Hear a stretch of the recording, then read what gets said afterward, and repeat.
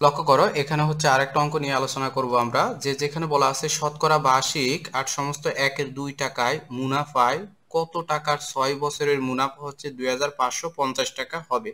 তো এখানে যেটা দেওয়া আছে যে শতকরা বার্ষিক, এই যে শতকরা বার্ষিক যত টাকা দেওয়া থাকবে এই কথাটা যদি বলে দেওয়া থাকে তাহলে এটার মানে হচ্ছে এটা মুনাফার হার। তাহলে আমার মুনাফার হার দেওয়া আছে 8 সমস্ত 1/2% দেওয়া আছে। এরপর হচ্ছে যে টাকা মুনাফায় কত টাকার, এখানে বলছে কত টাকার 6 বছরের, তাহলে এই যে কত টাকার তার মানে তোমাকে এখানে আসল বের করতে বলা হচ্ছে 6 বছরের, তার মানে এখানে সময় এন এর মান দেওয়া আছে হচ্ছে 6 বছর, আর হচ্ছে মুনাফা দেওয়া আছে 250 টাকা। তাহলে আমরা যদি সূত্রের সাহায্যে অঙ্কটা করতে চাই সেক্ষেত্রে হচ্ছে মুনাফার হার দেওয়া আছে, এটা সময় দেওয়া আছে 6 বছর, মুনাফা আই ইকুয়ালস টু দেওয়া আছে 2550 টাকা। এখন এই যে দেখো এখানে মুনাফার হার যেটা দেওয়া আছে সেটা হচ্ছে একটা সমস্ত আকারে বা ভগ্নাংশ আকারে দেওয়া আছে। তো এটাকে আমরা হচ্ছে সিম্পলিফিকেশন করব একটু, যে 8 দুগুণে হচ্ছে কত 16, 16 আর 1 17, তার মানে উপরে হবে আমার 17 আর নিচে হচ্ছে 2%। ঠিক আছে, এটাকে যদি এই ভগ্নাংশটাকে যদি আমরা আরো সিম্পলিফিকেশন করতে চাই সেক্ষেত্রে আমরা যেটা করব 17 রে 2 দিয়ে ভাগ করে 100 এর সাথে আমরা 17 রে 2 দিয়ে ভাগ করব, ভাগ করে যেটা হয় সেটাকে আবার 100 দিয়ে ভাগ করব। তো এটার মানে হচ্ছে এরকম যে 17 ডিভাইডেড বাই হচ্ছে 2 ভাগ 100, মানে এই পার্সেন্টটাকে যদি আমরা উঠিয়ে দেই তাহলে সেক্ষেত্রে আমার হবে কি 17 বাই হচ্ছে 2 গুণ 100। তাহলে এখন এই 17কে যদি আমরা 2 গুণ 100 দিয়ে ভাগ করি সেক্ষেত্রে আমার আসবে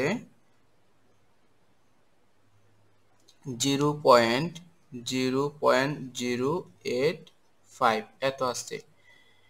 তো এখন আমাদের যেটা বের করতে বলছে যে এখানে আসল বের করতে বলছে, তো আমরা জানি যে মুনাফা আই ইকুয়ালস টু হচ্ছে পি এন আর, তো এখানের আসল হচ্ছে কত পি। তো আমরা যদি এখান থেকে পি বের করতে চাই তাহলে পি ইকুয়ালস টু এই সূত্রটার পি ইকুয়ালস টু হয়ে যাবে আই বাই এন আর।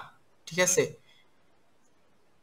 এখানে ভাগ হয়ে যাবে, দেখো এন আর হচ্ছে পি এর আই এর নিচে আমার ভাগ আকারে চলে যাবে, কারণ হচ্ছে এই এন আরটা পি এর সাথে গুণ আছে। তো আমরা জানি সমান চিহ্নের এক পাশ থেকে আরেক পাশে যদি কোনো সংখ্যা গুণ থাকে ওই পাশে যদি আমরা সাইড চেঞ্জ করি সেক্ষেত্রে ওই গুণটা ভাগ হয়ে যাবে, আর যোগ থাকলে বিয়োগ হয়ে যায়, আর বিয়োগ থাকলে যোগ হয়ে যায়। তো দেখো আমরা যদি এখন জাস্ট মানটা বসিয়ে দেই যে এখানে আই এর পরিবর্তে হচ্ছে 2550 আর এন হচ্ছে 6 এবং আর এর মান দেওয়া আছে 0.085।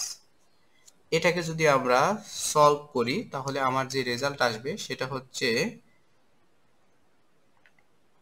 2550 ভাগ 6 গুণ 0.0.85। তাহলে আমরা এটাকে যদি সলভ করি তাহলে আমার আসবে 5000